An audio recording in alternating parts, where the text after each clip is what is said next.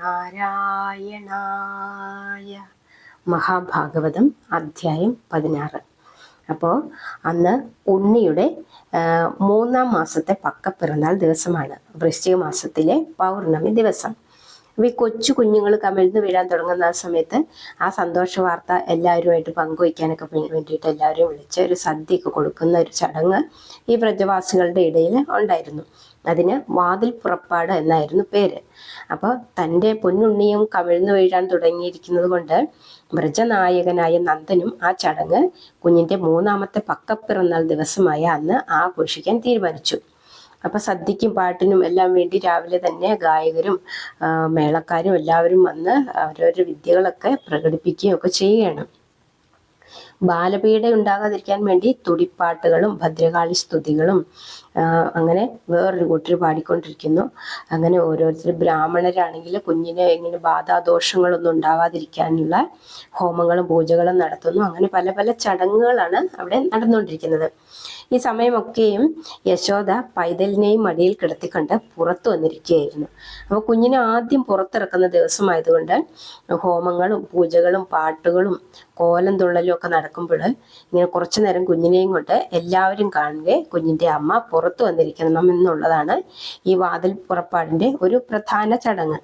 കുറച്ച് കഴിഞ്ഞപ്പോൾ കുഞ്ഞ് അമ്മയുടെ മടിയിൽ കിടന്ന് ഉറങ്ങിപ്പോയി. അപ്പോൾ ഈ കർമ്മികൾക്ക് ദക്ഷിണയൊക്കെ കൊടുത്തതിന് ശേഷം യശോദ കുഞ്ഞിനെ എടുത്തുകൊണ്ട് പോയി വലിയ ബഹളങ്ങളൊന്നുമില്ലാത്ത ഒഴിഞ്ഞ ഒരു സ്ഥലത്ത് കൊണ്ടുവന്ന് കിടത്തി. 3-4 ഗോപബാലന്മാരെ കാവലിന് വരുത്തി. എന്നിട്ട് യശോദ അതിഥികൾക്ക് വേണ്ട സൽക്കാരങ്ങളൊക്കെ നൽകാനായിട്ട് ഉള്ള ആ ഒരു ബദ്ധപ്പാടിലേക്ക് വ്യാപൃതയായി. അപ്പോൾ ഇങ്ങനെ അവിടെയുള്ള സകല സ്ത്രീ പുരുഷന്മാരും വന്ന് അവിടെ ആഗതരായിട്ടുണ്ട്. അപ്പോൾ തൻ്റെ കുഞ്ഞിൻ്റെ വാതിൽ പുറപ്പാട് നടത്തുന്ന ആ സന്തോഷം അവരെ വേണ്ട രീതിയിൽ സൽക്കരിക്കേണ്ടത് മാതാവായ അവളുടെ ചുമതലയായതുകൊണ്ട് അവൾ കുഞ്ഞിനെ അവിടെ കിടത്തിയിട്ട് അവരെയൊക്കെ സൽക്കരിക്കാനായിട്ട് അങ്ങോട്ട് പോയി. അപ്പോൾ ആ സമയത്ത് മറഞ്ഞിരുന്ന ഈ ശകടാസുരൻ ഇത് തന്നെയാണ് തക്കമെന്ന് കണ്ട് എല്ലാവരും സദ്യയിലും സൽക്കാരങ്ങളിലും ഒക്കെ ശ്രദ്ധ കേന്ദ്രീകരിച്ചിരിക്കുന്ന ഈ സമയത്താണ് തൻ്റെ ഉദ്ദേശം നിർവഹിക്കേണ്ടതെന്ന് അവൻ ആലോചിച്ചു. കുഞ്ഞിനെ കിടത്തിയിരിക്കുന്നതിനടുത്ത് വലിയ ഭാരമേറിയ ഒരു വണ്ടിച്ചക്രം ചാരി വെച്ചിരുന്നു. അപ്പോൾ ആ കാലത്ത് ഈ ഗോപവാടത്തിലുള്ള പ്രമാണികൾക്കെല്ലാം വണ്ടികൾ, അതായത് ചാടുകൾ ഉണ്ടായിരുന്നു. അതിൻ്റെ അവിടെ ചാരി വെക്കപ്പെട്ടിരുന്നത് നന്ദഗോപന്റെ തന്നെ ഒരു വണ്ടിയുടെ ചക്രമായിരുന്നു. ആ അസുരൻ എന്ത് ചെയ്തു? തൻ്റെ മായാശക്തി കൊണ്ട് ആ ശകടത്തിൽ പ്രവേശിച്ച്, അങ്ങനെയാണ് അവന് ശകടാസുരൻ എന്ന നാമം ഉണ്ടായത് തന്നെ. എന്നിട്ട് ശകടം ധൃതിയിൽ തന്നെത്താൻ മേൽപോട്ട് ഉയർന്ന് മുകിൽവർണ്ണൻ കിടക്കുന്നതിൻ്റെ മുകളിലെത്തി. എന്നിട്ടൊന്ന് വട്ടം കറങ്ങി കുഞ്ഞിൻ്റെ ശരീരത്തിൽ പതിക്കത്തക്കവണ്ണം അതിശക്തിയായിട്ട് അത് കുത്തനെ താഴോട്ട് വീണു. പക്ഷെ ആ കുഞ്ഞിൻ്റെ ഉടലിൽ പതിക്കുന്നതിന് മുമ്പായിട്ട് കുഞ്ഞ് ഞെട്ടി ഉണർന്ന് കണ്ണുകൾ തുറന്ന് എന്നിട്ട് കുഞ്ഞു പാദങ്ങൾ കുടഞ്ഞ് കരഞ്ഞു. ആ കുടച്ചില് സകലേശ്വരനായ ശിശുവിൻ്റെ പാദപ്രഹരമേറ്റ് ആ ശകടം അതിൻ്റെ അച്ചുതണ്ടോടുകൂടി തന്നെ തകർന്ന് പൊടിഞ്ഞ് കടുകുമണി പോലെ ചിന്നിച്ചിതറി നിലം പതിച്ചു. അപ്പോൾ ഈ ശകടം മറിഞ്ഞു വീണ ഒച്ചയും കുഞ്ഞിൻ്റെ കരച്ചിലും കേട്ട് സംഭ്രമത്തോടെ സൽക്കാര സ്ഥലത്ത് നിന്ന് യശോദയും ഗോപസ്ത്രീകളും എല്ലാം ഓടിപ്പാഞ്ഞെത്തി. അപ്പോൾ അവർ നോക്കിയപ്പോഴും ഒന്നും അറിയാത്ത മട്ടില്ല കുഞ്ഞ് മയങ്ങിക്കിടക്കുകയാണ്. അടുത്ത് കളിച്ചുകൊണ്ടിരുന്ന കുട്ടികളോട് ചോദിച്ചപ്പോൾ അവർ പറഞ്ഞു, ശകടം പെട്ടെന്ന് മേൽപോട്ട് ഉയർന്ന് കറങ്ങി ഉണ്ണിയുടെ ദേഹത്ത് വീഴാൻ തുടങ്ങി. ഉണ്ണി കാല് കുടഞ്ഞ് അതിനെ തകർത്ത് കളഞ്ഞു എന്നും അവരങ്ങ് പറഞ്ഞു. അത് കേട്ട് വിസ്മയത്തോടു കൂടി യശോദ കുഞ്ഞിനെ വാരിയെടുത്തു.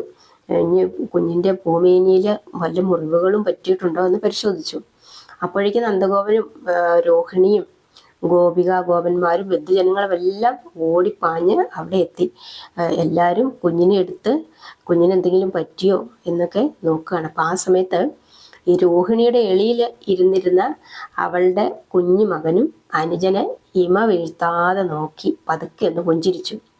അപ്പം വിഷ്ണുമായയുടെ വൈഭവത്താൽ അവർ തമ്മിലുള്ള ബന്ധം എന്താണെന്നൊന്നും അവർ ആരാണെന്നും ആർക്കും അറിയാൻ കഴിഞ്ഞിരുന്നില്ല. അപ്പം ദൈവമേ, ഈ ബ്രഹ്മാണ്ട ചാട് എൻ്റെ കൺമണിയുടെ മേത്തെങ്ങാനും വീണിരുന്നെങ്കിൽ പിന്നത്തെ സ്ഥിതി എന്താവുമായിരുന്നു എന്നും പറഞ്ഞ് നന്ദൻ കുഞ്ഞിനെ വാങ്ങി ആകെ വിഷമിച്ച് അവർക്കൊക്കെ പിന്നീടൊരു സമാധാനമായി.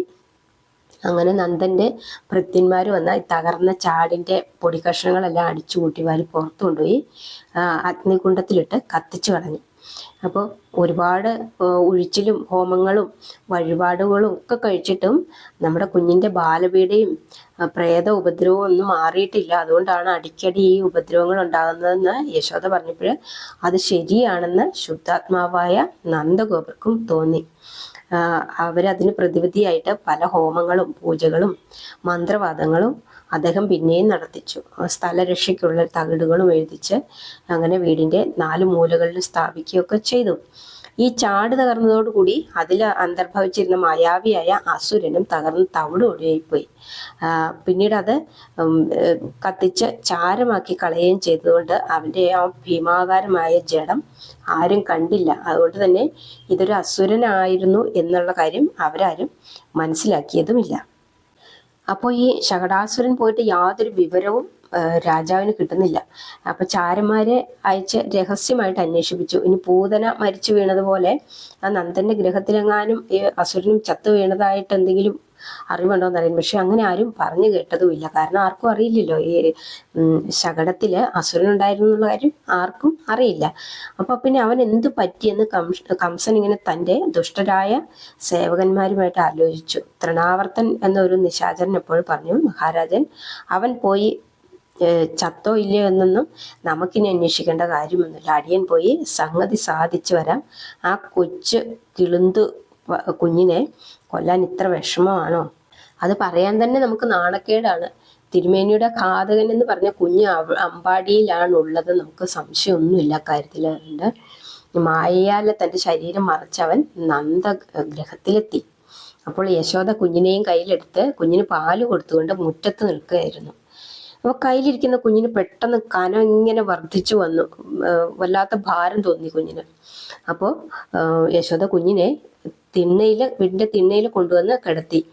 അപ്പോൾ തന്നെ നിലത്ത് കൊണ്ട് കിടത്താൻ വേണ്ടിയിട്ട് നിരാമയൻ എടുത്ത ഒരു ഉപായമായിരുന്നു കനം വെക്കൽ എന്ന് വേണം കരുതാൻ. കാരണം അസുരൻ വന്നല്ലോ. അപ്പൊ അതിന് വേണ്ടത് ഇനി ചെയ്യാൻ വേണ്ടിയിട്ട് അമ്മയുടെ കയ്യിലിരുന്ന് കനം വെച്ചപ്പോൾ അമ്മ കൊണ്ടുപോയി കുഞ്ഞിനെ തിണ്ണയിൽ കൊണ്ടുപോയി കിടത്തി.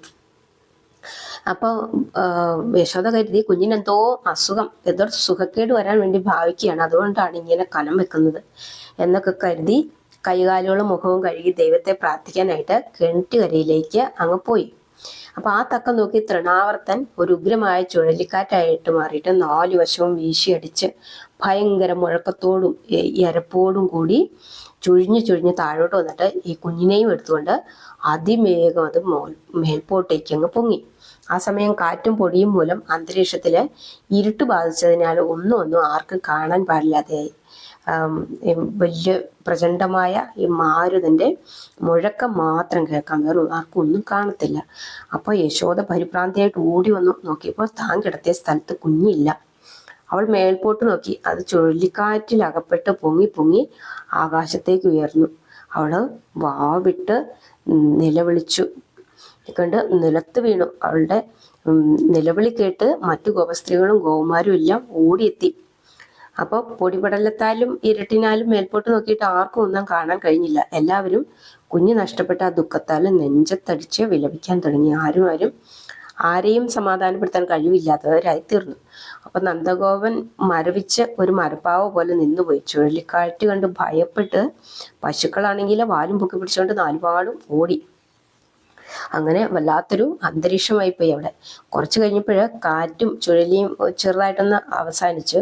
അപ്പൊ വെളിച്ചവും വീണു തുടങ്ങി. ദിക്കുകൾ കാണാറായി. ഗോവന്മാരും മേൽപോട്ട് നോക്കിയപ്പോഴ് ഉണ്ണിയെയും കൊണ്ട് ചുഴലി ഉയർന്നു പോകുന്നത് കണ്ട് അവര് നിലവിളിച്ചു പോയി. കാരണം അത്രയ്ക്ക് ഭയാനകമായൊരു കാഴ്ചയായി പോയത്. അപ്പൊ ലോകനാഥനെയും പേറിക്കൊണ്ട് ഉയർന്ന അസുരനാവട്ടെ ഇനി ഇവനെ ഭക്ഷിച്ചു കളയാമെന്ന് കരുതി പിന്നെയും കുറച്ചുകൂടി മേൽപോട്ട് ഉയർന്നു. ആ സമയത്ത് അഖിലനാഥൻ തൻ്റെ കൊച്ചു ശരീരം ദുർവഹമായ ഭാരമുള്ളതാക്കി തീർത്തു. അതായത് ആ അസുരന് അപ്പോൾ അത് പേർക്കൊണ്ട് ഉയർന്നു പോകാൻ സാധ്യമല്ലാതെയായി. ഭയങ്കര ഭാരം, ഭയങ്കര കനമായി. പിന്നെയും ആ കൊച്ച്